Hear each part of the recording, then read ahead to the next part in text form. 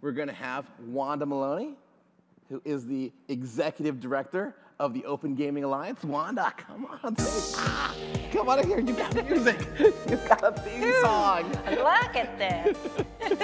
You got this placed here. This is awesome. Amazing. Yeah. Welcome to GamesBeat Online. This is awesome. We are in hour 1. Yes. We are bringing it to the world out there. Awesome. So everyone's going to want to know. And I'm here, Twitch fans, I've got my mobile devices, so I'll be able to hear any comments or questions you have, because we've got to bring you that value. So let's start with you, Wanda. Congratulations. Thank you. On being named Executive Director of the Open Gaming Alliance. We'll get into a deep dive into that in a second. But first, give people a little background. You've done so much for our craft, so they can have some context for this achievement. Right. Well, so I started in the game industry as an analyst covering 3D graphics technology. So games, films, how big the market was for graphics, visualization. So I did lots of work on CAD simulations and military simulations and game engines and looking at the whole market of where 3D was going and tools and development issues. 3D very big now. 3D is very big now, okay. Yes. And you know, and I kind of moved into games because that's where all of the really cool innovation was happening. Very cool. Way before, you know, just the games industry just is so great at adopting technology early.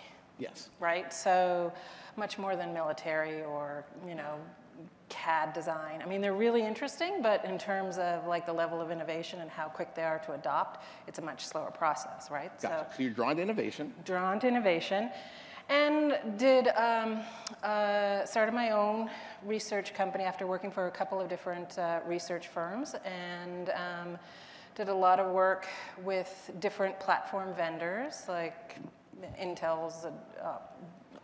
Intel, a major player to this day in the game space. Yeah, and Qualcomm and companies. And that all came full. Okay, that's all going to come full circle, though. Yeah, it all comes full circle. Yeah, because you know, after I mean, so now as the executive director of the Open Gaming Alliance, it is kind of very much the same companies that I've been kind of involved with from the very beginning.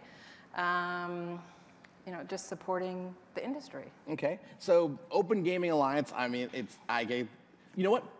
Tabula rasa. Define it for the world and define it for the people out there. There are game industry people. There's also a lot of gamers. Yeah. I'm looking, this is 2,000 people in here, right? And so they want to know how you help them. I'm going to say like end user gamer, why do I care? Why don't I just go play League right now? What is the Open Gaming Alliance doing for me? Well, the Open Gaming Alliance is really about driving business and innovation for the games industry. Okay. So we're a nonprofit trade association. Yep. We have a lot of really fantastic corporate members, yep, including Intel. Razer is a big one. Razer, everybody knows Razer. Right. Unity. Yep. The democratizer of engines. Yes. Lots of people play Unity games. Yep. Okay, gotcha. And then, you know, there's some companies that maybe some people aren't that familiar with, but they're very big, like Digital River. They're very big in the security space. Okay. WebRoot is another corporate member. So gaming for people at home. So gaming hardware and infrastructure. Would that be an accurate focus, or are there game makers as well, or is it more the companies that help game companies make games? That's currently who a lot of the corporate members are, because that's where we've come from. But the reality is, as we grow as a trade association, it really is to focus on how do we support the indies, how do we support the content creators, how do we support the innovators to drive new game platforms, new game experiences, and business. So give people an example like of your mandate, like how they would realize something that, it's your time, in fact. You are the executive director. So that means it is your time in charge. How do companies, Intel, Digital River, how do they come together to actionably help the industry? Help the industry. Well, there's a lot of different ways. We've set up this collective. It's called an indie collective. Okay, people Right. love indie. Okay, what's Yeah, an indie people love collective? Well, the indie collective is if you are an indie studio, you can join the OGA. Okay. And it gets you tons of access to like Stuff. tons of like Free stuff? discounted Oh my gosh, stuff. hashtag indies free stuff. I know some of you out there are indies. This is Wanda Maloney, Open Gaming Alliance, inside her closet of corporate goodies, free stuff for indies. Free stuff. In the Indie Collective. Yes. Where does one find the Indie Collective? Well, it's on the website. Which is opengamingalliance.org. Yeah. And if you're interested, you just sign up and register. Yeah. And you'll get to me, and we'll figure out how to get. We're building benefits and all kinds of cool stuff that I'm really going to be excited about talking about soon. Oh, well, come on, world premiere. There's only us and 2,000 of our favorite friends out here. They want to know how at least indies can get free stuff, number one, and then obviously how that's going to benefit them because of these newly enabled indie collective companies. They want to know, like, does it mean games come faster? Does it mean games come with more features? What is it, like, when you try to measure success, what does success look like to you? Success is that we support the growth of the games business. So our whole initiative is to support game developers succeed. Okay. Right? So if you're an indie, it's like supporting you with the tools and the marketing and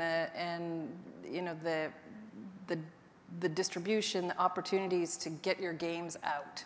Got it. So this is like the inside baseball. This is, because if you want to focus on making a new original game, you don't want to have to worry about where am I going to get my Razer keyboards from, or who's going to do my Digital River security, so on and so forth, right?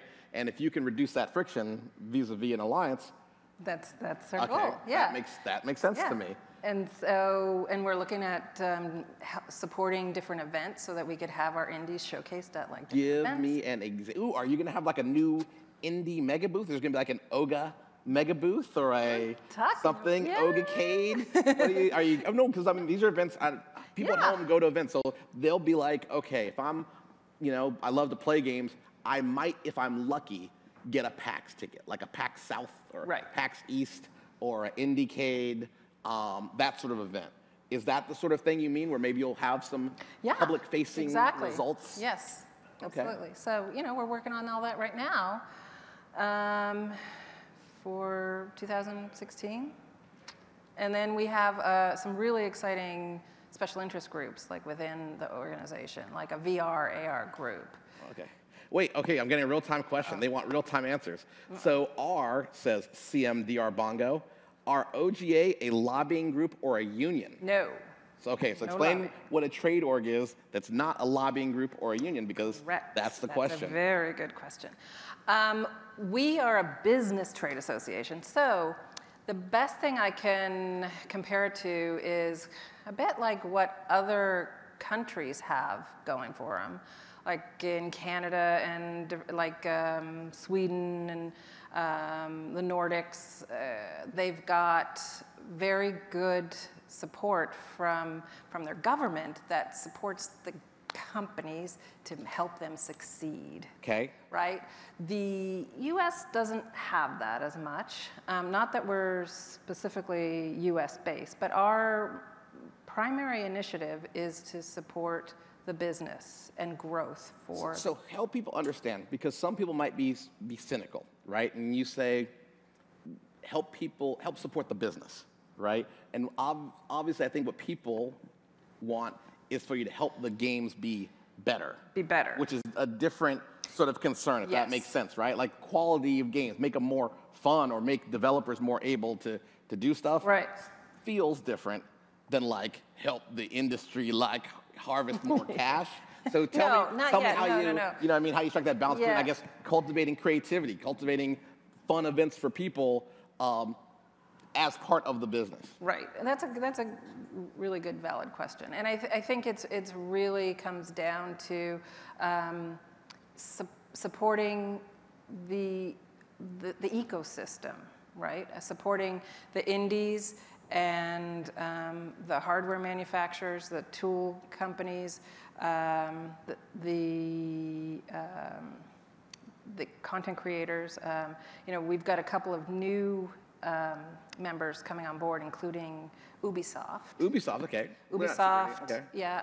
Well, here, I'm going to ask a question. I'm all about the real time here. All right. Here's a question from Eat It Up 86. She or he says, won't groups like this cut into indie developer profits? Like maybe that subscribing to organizations, I think they're thinking if you pay dues or something it'll cut into profits. How will you attract indie developers who prefer to be independent from all organizations to maximize their games and profit potential? That's the we're not asking, we're not asking for profit or anything. It's just a $250 annual dues if you want to be in the collective. Got it. So it could cut into their profits by $250 if they didn't profit from being in the organization. If they didn't. So that's the thing. It has to have value, right? So if I could be in if I get to be in a booth at insert show here, that might be worth more than $250 as an example. And it's my job to find out what the benefits are to the indies, like what's most valuable. Okay. And let's build it.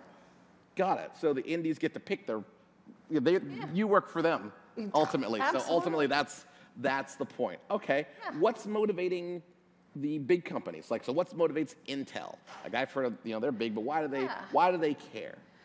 Because ultimately they have products that work better if developers have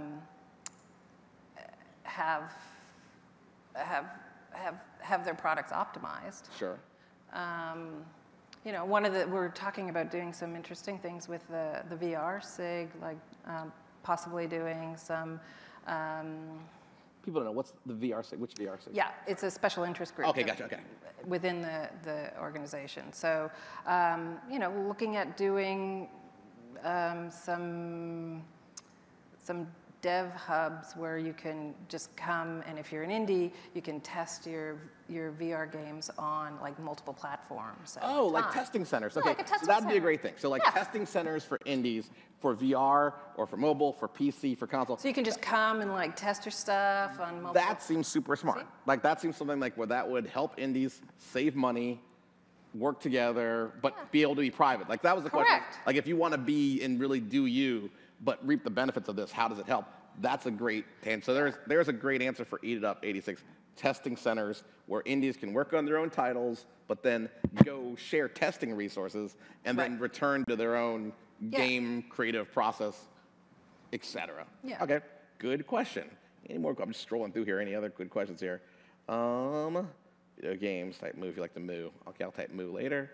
Okay, so tell me more. I mean, so you're right now the big focus is you have some anchor members, the charter members of the organization who've been around for a couple years now. Some of them. I mean, the organization was started in 2008. Okay.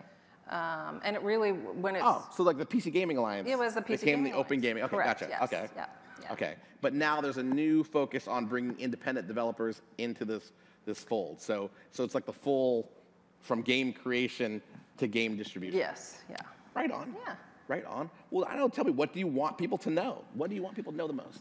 Just that I think if anybody's heard of the Open Gaming Alliance, I think a lot of people still revert back to it as the PC Gaming Alliance, where it was focused obviously on the PC as driving growth. But now we are really focused on all platforms. Is it American or is it global? Global. Oh, I did not know that. Okay.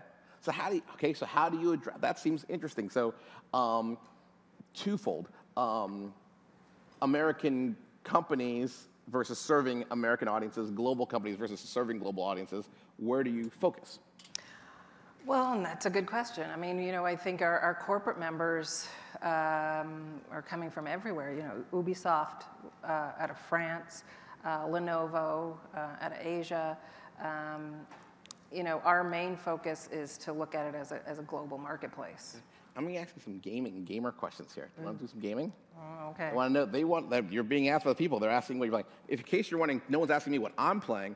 I'm playing Final Fantasy 14 right now, Sargatanas server.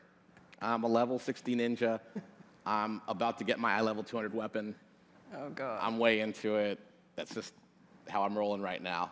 But they want to know they want to know, like, if you are helping gaming move forward, people are asking, do you spend time practicing what you preach? Like, what games are resonating with you? What's sort of interesting where you go like, oh, this is the sort of thing that the Open Gaming Alliance should be helping happen more things like it, or better? Good question. I gravitate to kind of educational type games. I mean, I've got kids too, so we're playing, but we play everything, Right on. Call of Duty, and I mean. Call of Duty is a big game in your household. Yes, it is. Okay, you're a Call of Duty parent with an occasional kill. You may pick a controller. Okay, but you're not like maybe like Kevin Spacey House of Cards good, but you're not averse. Nor are you averse to what needs to be done. Right. Okay. We're big. I got boys and girls and. I only play zombies in Call of Duty. Yes, I'm not a big. I can't do zombies. Oh, the zombies freak me out.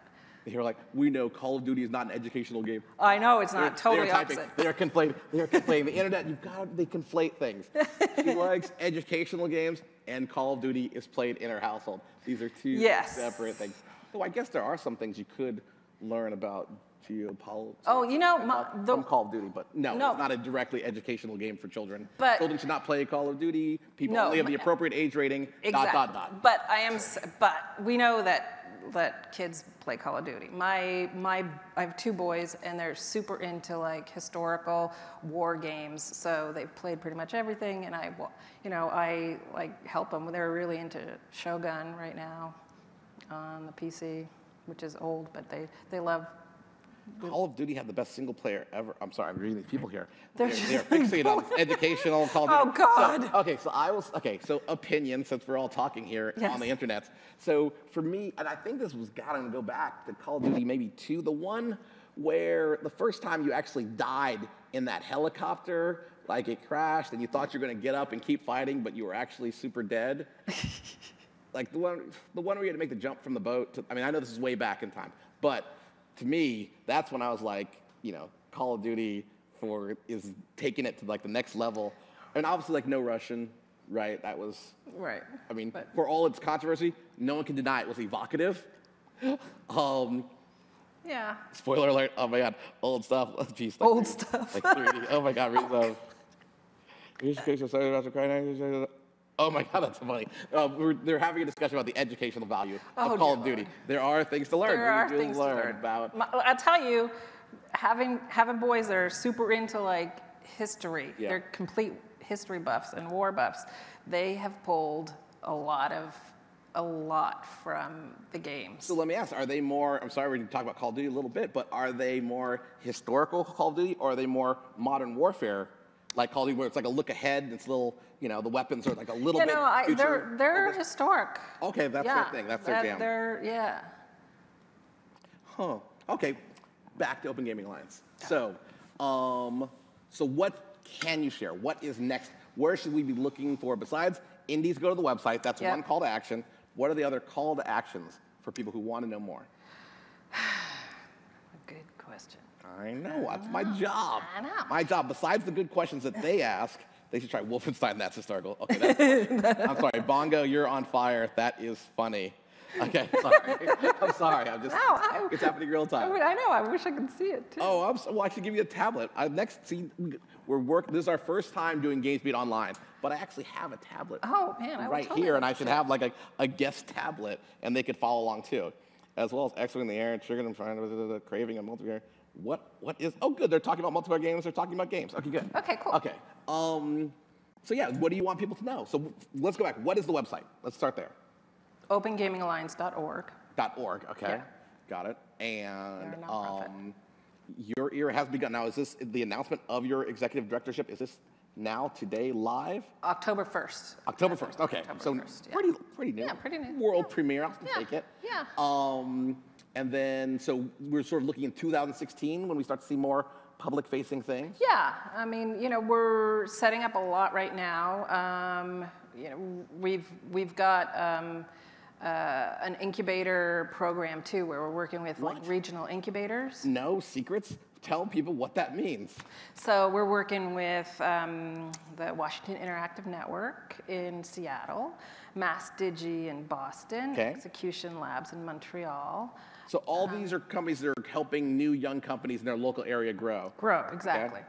And the idea is, you know, they are all doing their thing in their region, and what we're doing is helping to bring them together and find commonalities where they can then kind of go back to their region and support their areas. Okay. So, okay, we've got another bongo question, but they'll get there in 1 second. Bongos? Bongos on fire. Do you have any plans in the esports scene? Is a question that came to us from Barry83. Thank you, Barry83. We are in discussions about setting up an esports special interest group right now. Yes. Okay. Yes. All right. So that's 2016. Okay. And then the last question, and we will wrap it up for you. Serious question now. What good? Oh, bongo's on it. Bongo's in your grill. Bongo's in your grill. Okay. What good is OGA for someone who lives in a country or county that does have a supportive government, i.e., gives tax breaks, grants, etc.? How do you compliment someone who's in a supportive area? Well, I mean, basically, if they're in a supportive area, that's great. But you know, one of the things that we can help with is networking among the member companies. Yeah, you know, like the Razors and Intels and Unities. That sounds good. And all those companies are available at opengaming.org. Well, thank you very much, Juana. Yeah. Thank you for joining us for our first Bongo GamesBeat Online. Thank you. Thank you, Bongo, and everyone else who had good questions. Yeah. Cool. All right. And thank you, everybody, for watching. I think we have a little break coming up, and then we will be back at, I hope I get it right, 1:30? Can you see that? 1:40. Oh, so we got a 25-minute break. Okay, so we'll be back at 1:40.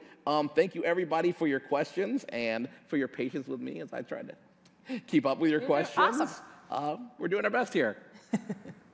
Farewell from GamesBeat Online for a little bit.